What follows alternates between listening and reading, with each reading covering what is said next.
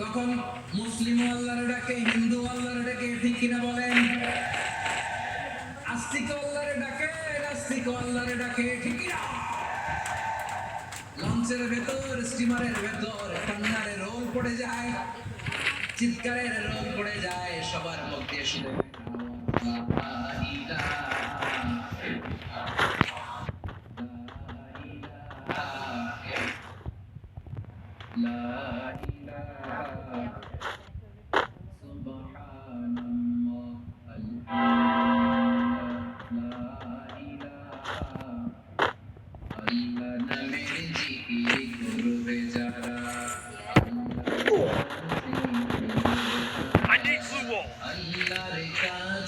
প্রিয় যারা জান্নাতে প্রবেশ করবে তারা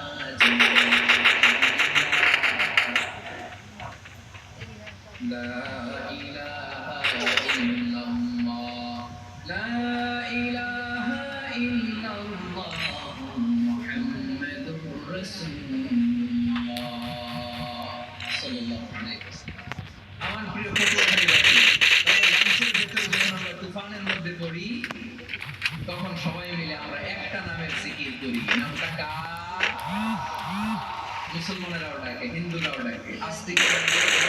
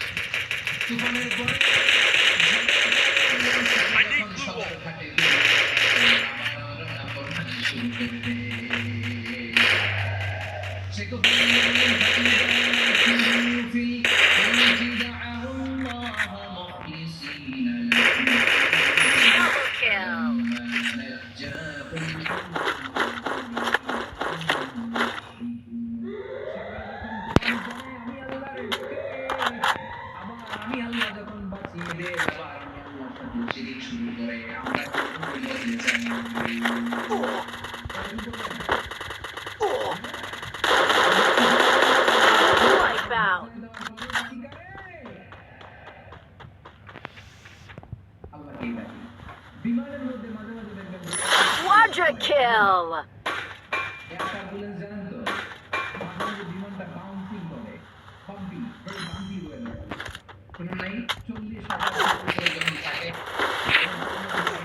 Dear passengers, ladies and gentlemen, right now we are flying 40,000 feet.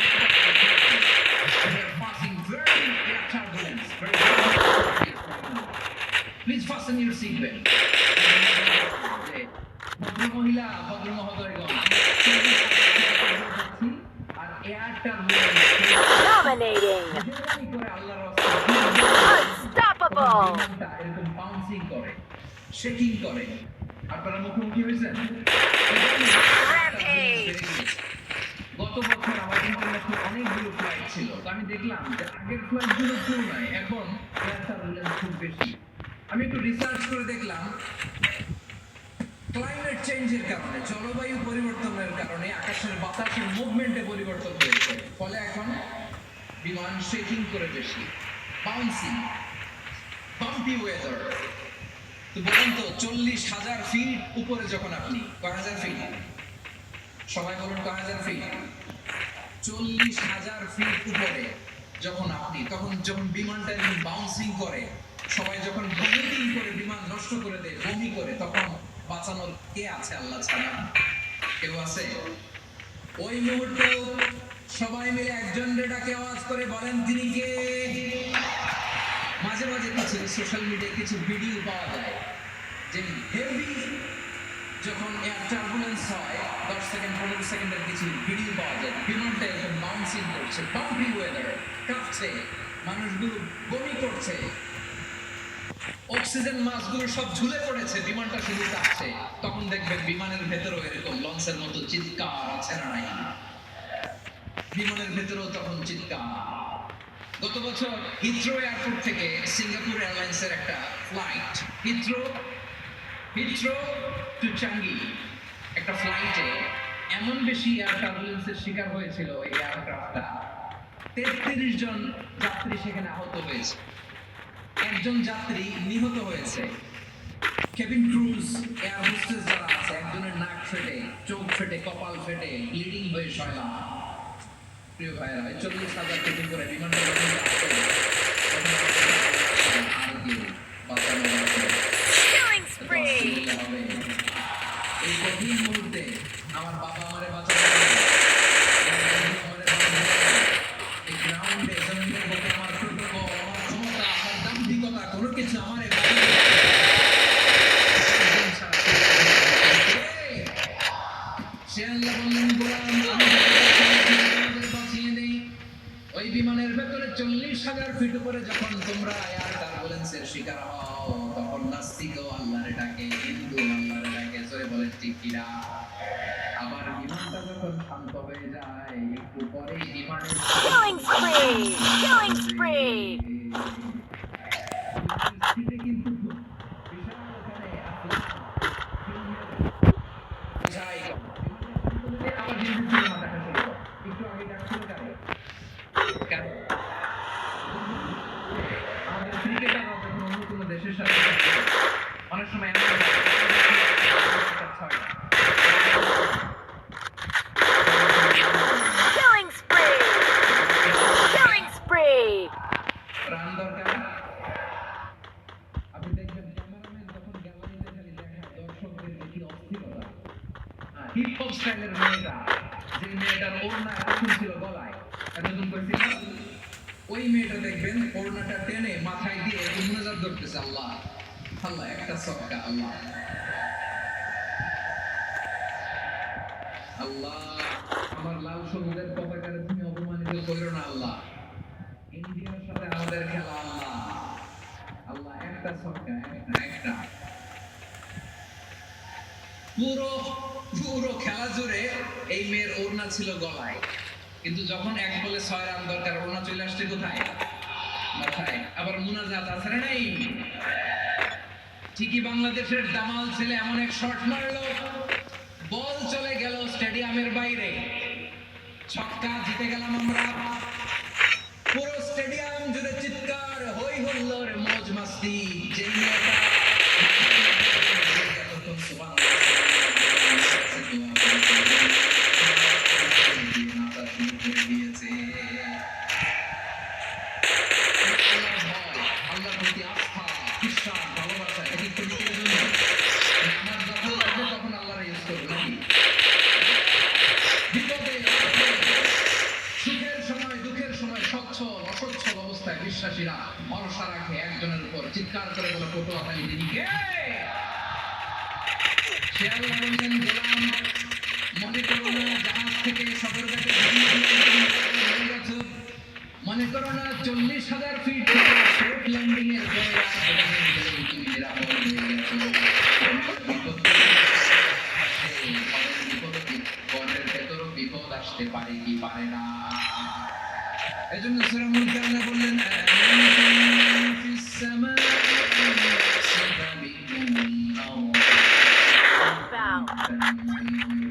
তোমরা কি ভাবছো তোমরা নিরাপদ? সাগরের মধ্যে তুফান, আল্লাহ সদরঘাটে যে পড়ছে, বেঁচে গেছেন তো আপনি। আর কবে আপনার আল্লাহ Killing spree!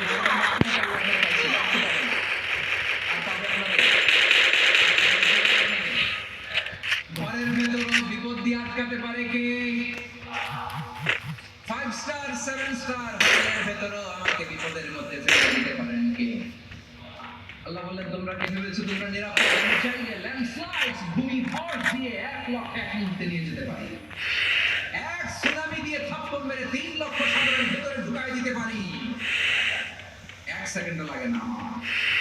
আম আমিনতুম মান ফিস সামাই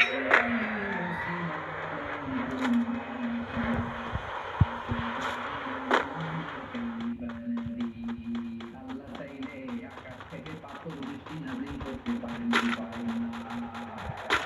এই মুহূর্তে ভূমিকম্প দিতে পারেন কি পারেন না? আমাদের কারো হুঁশ থাকে? আপনি মনে করছেন আমরা সাধারণ মানুষ, আমরা দৌড় দেই, আর প্রেসিডেন্ট প্রধানমন্ত্রী ওনারা বলি খাটে শুয়ে থাকে।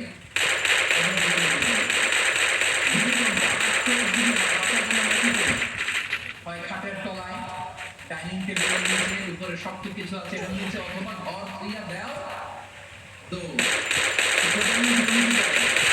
প্রেসিডেন্ট উনি কি করে?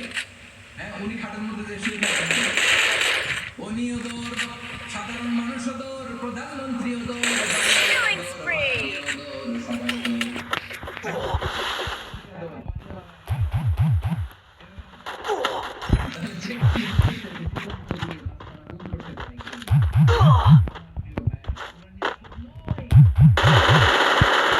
Timeout.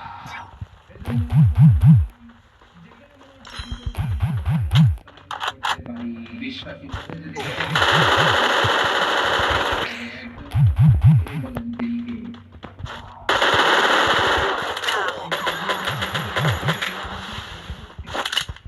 আপদ থেকে, পরীক্ষা থেকে, ক্যালামিটি থেকে আমাদেরকে কেউ বাঁচাতে পারে না, একজন সত্তা ছাড়া। আবার বলেন তো তিনি কে? হ্যাঁ, সবাই বুঝতে পারছেন? আচ্ছা, এবার আমরা দেখি বিশ্ব ইসলামিক জীবনে বিপদ আপদ ছিল কিনা, কিভাবে deal করতেন, বিপদ আসলে কোন দোয়া করতে হয়, কিভাবে Timeout. কিভাবে রবের দরবারে নতজানু হয়ে ফরিয়াদ করতে হয়, এটা জানার দরকার আছে না নাই? আসুন আমরা বিষ্ণুনবীর জীবনী থেকে দেখি বিপদ আসলে উনি কি করতেন। বিপদ আসলেই প্রথমে বিষ্ণুনবী সাল্লাল্লাহু আলাইহি ওয়াসাল্লাম একটা দোয়া করতেন। কি পড়তেন? তিনি পড়তেন ইন্না লিল্লাহি ওয়া ইন্না ইলাইহি রাজিউন। নিশ্চয় আমরা আল্লাহর জন্য, নিশ্চয় আমরা তার দিকে ফিরে যাব। আওয়াজ করে বলেন আবারও ফিরে যাব কার কাছে? এজন্য বিষ্ণুনবী পড়তেন ইন্না লিল্লাহি ওয়া ইন্না Wipeout. আল্লাহর জন্য ওই আল্লাহর দিকেই আমরা ফিরে যাব। তারপরে পড়তেন আল্লাহুম্মা আজুরনি ফি মুসিবাতি ওয়া একসাথে প্রথমে পড়তেন ইন্না লিল্লাহি ওয়া ইন্না ইলাইহি রাজিউন, তারপর পড়তেন আল্লাহুম্মা আজুরনি ফি মুসিবাতি ওয়া আখলুফ লি খায়রান মিনহা। মানে আল্লাহ, এই যে আমি বিপদে ধৈর্য ধারণ করলাম, এটার সব তুমি আমার দাও, আর যেটা হারালাম এর চেয়ে ভালো কিছু দিয়ে মেকআপ করে দিও, ভালো কিছু দিয়ে বদল করে দিও। সুবহানাল্লাহ পড়েন। তাহলে বিপদ আসলে আমরা কি করব? কথা বলে। এই যে আমি শুয়েছিলাম, নাশিদ গাচ্ছিল ওরা, এদেশে পরস্পরে দেখা হলে দেয় সালাম, এদেশে জনতার হৃদয় জুড়ে পাকালাম, এদেশে বিপদ এলে সর্বজনে সর্বক্ষণে দোয়া পড়ে কি পড়ে? সুবহানাল্লাহ সুবহানাল্লাহ সুবহানাল্লাহ সুবহানাল্লাহ। এদেশে আযান শুনে সূর্য ওঠে শহর গ্রামে, এদেশে আযান শুনে সূর্য ডুবে সন্ধ্যা নামে, এদেশে সকল কাজে সবাই বলে বিসমিল্লাহ, এদেশে ভালো কিছু দেখে শুনে হাসি মুখে সবাই বলে মাশাআল্লাহ। সুবহানাল্লাহ পড়ে। তাহলে বিপদ এলে আমরা কি পড়ি? কথা বুঝলে সবাই উত্তর দিতে হবে। বিপদ এলে কি পড়ি? তাহলে বিপদ এলেই আমরা এখন থেকে ইন্না লিল্লাহি পড়ব, নাকি হাই হুতাশ করবেন? একদল আছে হাই হুতাশ করে, হায় আল্লাহ রে মোর কি হইল রে, তুই কি হইল রে, তুই কোনটা করলি রে, Wipeout. এরকম বিলাপ করতে নিষেধ করেছেন বিশ্বনবী। কি করব, কই যাব, কি হবে, হায় হায়, এরকম হাহুদাস আছে না নাই?